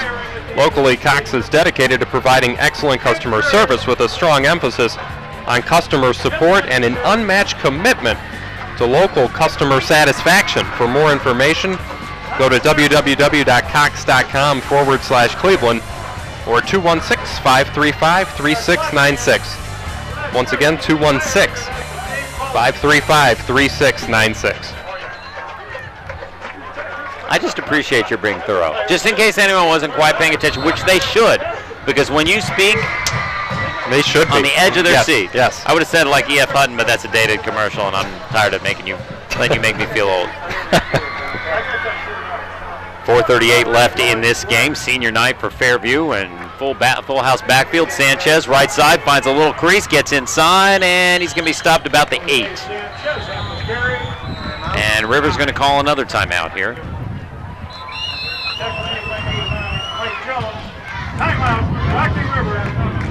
Well, I think, we get in this situation, we'll have to name a player of the game, bunch of candidates, and boy, that number 5 there is one of them. Well, not just him and what he's done, but once again, that offensive line giving him the opportunity to do that. And they're really clearing the way for him and giving him the chance to pick up those yards. Yeah, I mean, you look at it, and some of the runs he's made, he hasn't been touched for 5 and even 10 yards down. And you get through that first wave and nobody touches you, you get up momentum, and then secondary's really not happy coming up to make a tackle when you get a running back with, full speed. At least slow him down for me. That's all I'm saying. It's hard to believe Halloween's here. Unbelievable how quick. I gotta say, that comes to my door, I'm not real frightened. I'm just saying. I'm a manly dude. Big Halloween plans for you? You're a young guy. We'll see what happens. In other words, no. How about you? Nah. I'll be watching the Cox Communications game of the week. 3rd and 7. Pozledek keeps it, muscling inside, gets inside the 5, and not much more. Let's see if River probably have to use their final timeout here. It's called at the 4. 4th and 2.5. Boy, he broke through that first thing and almost had a shot. Dunn comes up to finish him off along with Porter. And no timeout taken, so under 4 minutes now. I think this is a good call for Fairview. 4th and 3. Well, they have the option of kicking the field goal. They decide to keep it. I mean, River's got to score twice. They're going to go for it. And it's Doherty muscling ahead, and I think he's going to be short. You extend the field. Yeah, I think it's pretty odd. You extend the field for River. It's pretty interesting. I know that, a lot of people start worrying about blocks and different things on field goals. This is an interesting decision, but the thing is, they have caused River to burn 2 of their timeouts, and they are 9 points down. So River holds, and they will get the ball at the 3-yard line. At their 3. Well, not only that, they're 9 points down, but now it's a 1st and 97, so they've got a long way to go to get a score with only a short time to get there. 3:42 left, so Fairview's Smokey and the Bandit reference. Yeah. And Fairview's defense is really held up, so we'll see how they can respond here. First of all, they're pinned back. They've got to keep Plagans on his feet. 3 rush. Trying to go down the sideline for Porter, nothing doing. Again, Epler. I'm thinking at this point I'm going to look at where Epler is and go the other direction. Problem is you have Melton out there. He's on the other side against Eccles, and Melton's come up with big plays too, but there has not been much room for receivers to make catches against Epler. None at all. Epler has been all around the ball, and again, I can't tell you enough how impressed I am with him and his effort tonight. Just step for step with the receivers, and he's done just a phenomenal job of taking anything away. 2nd and 10. Not much pressure. Plagas rolls out and fires incomplete. Had McDermott underneath, and Najjar was coming up. Had to get over him. I like the idea of rolling Plagans out, but hey, they got the D back. Must have got it on sale in between quarters. Well, you know, you win the 50-50, good things happen.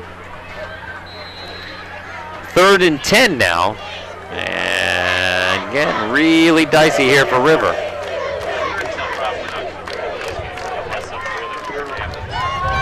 Oh, you know what? It looks like they just made that D too. Look at how nice the fence is.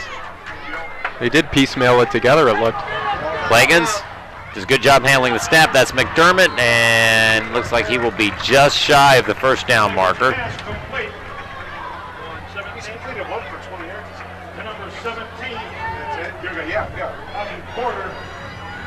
Not sure, that may be Plagans' first completion of this half. I think that's what we're hearing. I mean, this defense is really, you know, we mentioned it, the defense has really stepped up. There's the man bringing caveman football back. It's like an insurance commercial with a football team.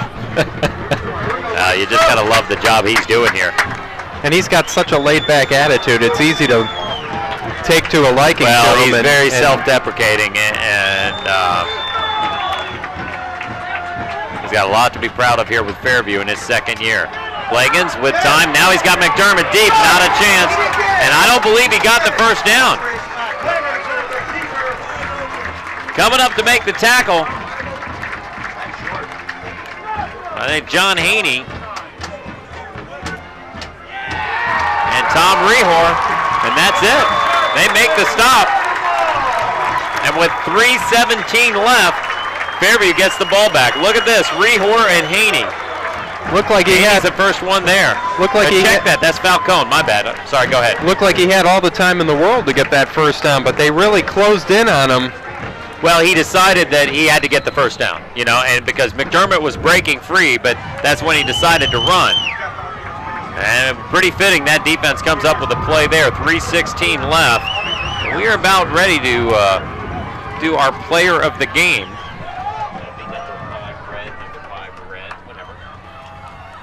From the 12, that's Sanchez. Sanchez muscles inside, down inside the 10. And he's really going out with a bang here on senior night. Sanchez just, what a job he's done tonight, Bill, and pretty much all year. So it'll be 2nd and 7 from the 8. Williams and Sanchez, boy, just a tough mix. You know, you start keying on Sanchez, they run that little misdirection with Williams inside. They scored a touchdown on it early. And now with time winding down, River just one timeout, 9 points down. Fairview in complete control. See if they try to add one more on here on senior night. They got Williams in front of Sanchez. Sanchez cuts inside. Everybody looking for him. And he goes down at the 6. That's pretty much been the story all night. Everybody's been looking for him, but not everybody's been able to take him down. And Sanchez. The camera's on him because that is your player of the game, Jose Sanchez. 244 yards last week, and wow, he comes back with not quite as many yards, but a lot of really important ones. In a huge win for Fairview, barring something quite unusual, led by Jose Sanchez and the offensive line. His fullbacks that cleared out room for him.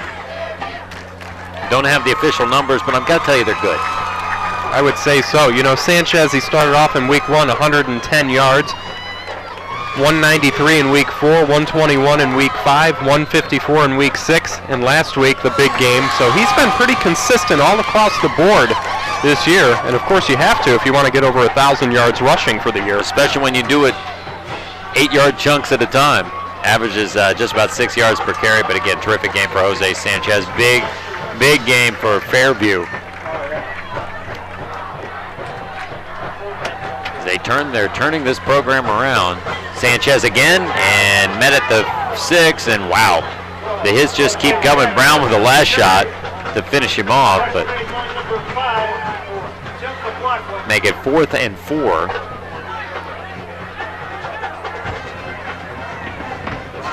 Look at this hit coming up. Brown comes in. He pretty much was licking his chops there and speared him for the tackle. Well, and he's also trying to get at the ball, too. If you see where he kind of aimed, he's just trying to hit hard, and that's right where he's carrying the ball. Sanchez hangs on.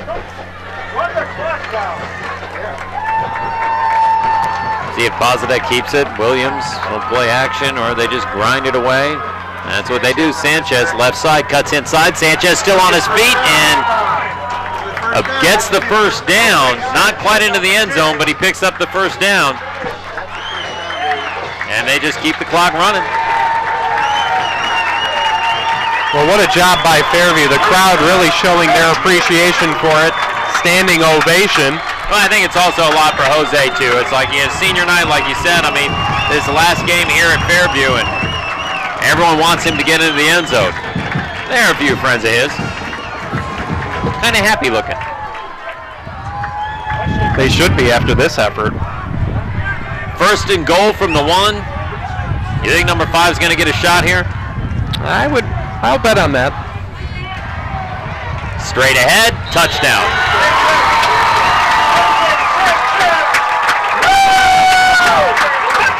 The player of the game caps it off.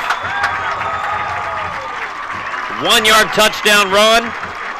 Make it 22-7 Fairview.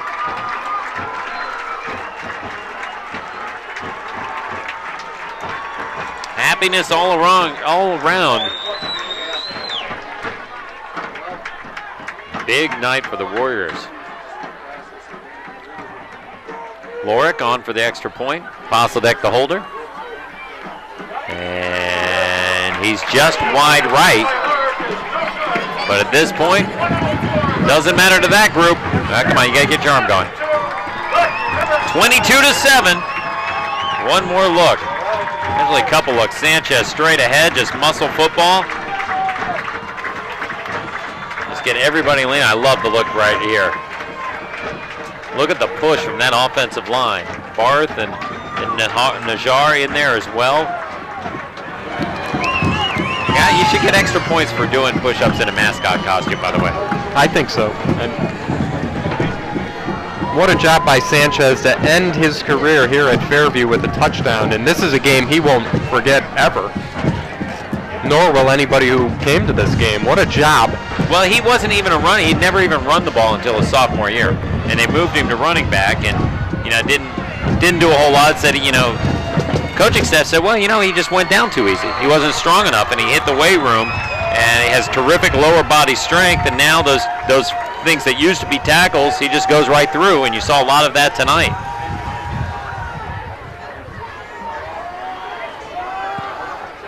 So a line drive kick fielded by Brown at the 35, still on his feet. Brown across midfield, still on his feet, and finally brought down by Rehor. And with under a minute left, Rocky River, this is going to be interesting with them because in the computer points, they were in the 3rd place position. You have to see how a bunch of other games shake out, but they got to be concerned about how far they drop. And they are going to drop. They may even barring something really wild with other teams, falling and stuff. It'll be interesting to see how it all shakes out. They may even drop completely out of it because they've got a lot of teams on their back. Avon Lake is 5, Olmsted Falls is 8, so they're going to go home and take a look at the computer rankings and see where they stand now. Blankens rolls right, wants to let this one go, and has a completion to Dunn at the 40. And it keeps swinging until the end. And lets it go just before he crosses the line. That was close. River, just so much talent. Wow, if they don't get into the playoffs, it will just be heartbreaking because they have so many weapons. They're a team, if they drop pretty far, there's a team that could scare a lot of those upper seeds. But I tell you what, whoever draws them is going to take a look at this game. They're going to dial up Cox Communications Game of the Week on demand and watch and see what Fairview did to them.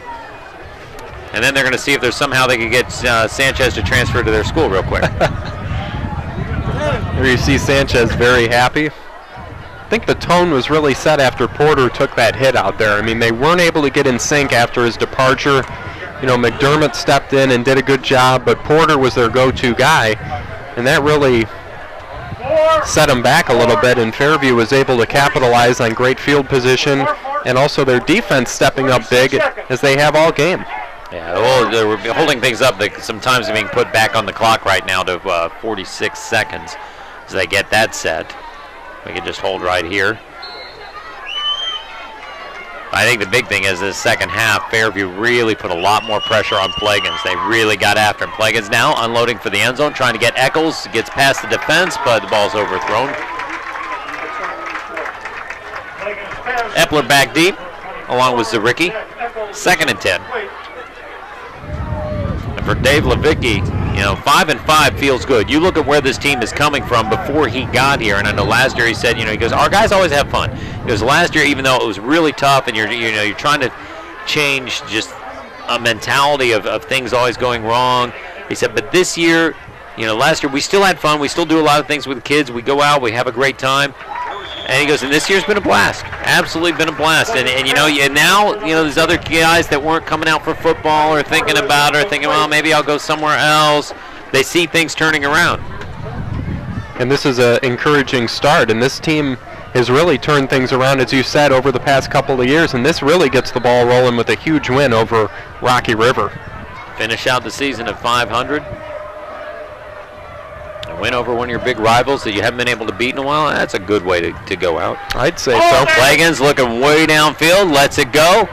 Dunn in the middle of the field. Williams, everyone there. Did Dunn actually? No, can't hang on. If he would have pulled that one in, that would have been amazing.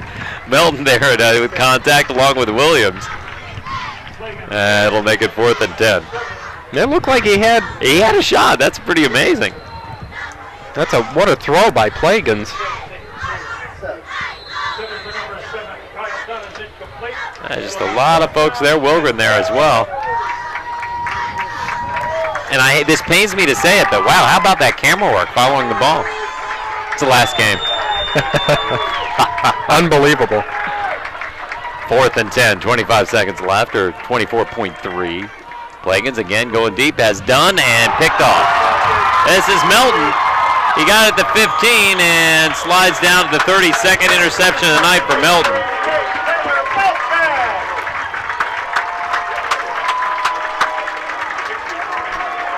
And they'll kneel on it, and that'll be it. And that'll be it for Fairview's season. Going out, though, with a huge win. Nice, kind of like his interception earlier, too. Nice. You think you're open. Here comes Big 88s shooting forward. And they really put a dent in Rocky River's playoffs here. They're going to definitely be on the road next week. People are going to get home and start popping up their computers and checking out what everyone else has been doing tonight. See how it all shakes out. Tell you what, we know here, it shakes out with a 22-7 win for Fairview, beating their rival Rocky River, and that sadly wraps up the Cox Communications High School football Game of the Week season. It's been a wild 2009. Can't ask for a better ending. For all of you for joining us, and of course our crew, everybody helped put this thing together. We thank you so much for joining us, and we'll look for you in basketball season. Have a fantastic evening for our partner, Matt Lupica, everybody in the truck. Thank you so much. We'll look for you in basketball. Have a good night.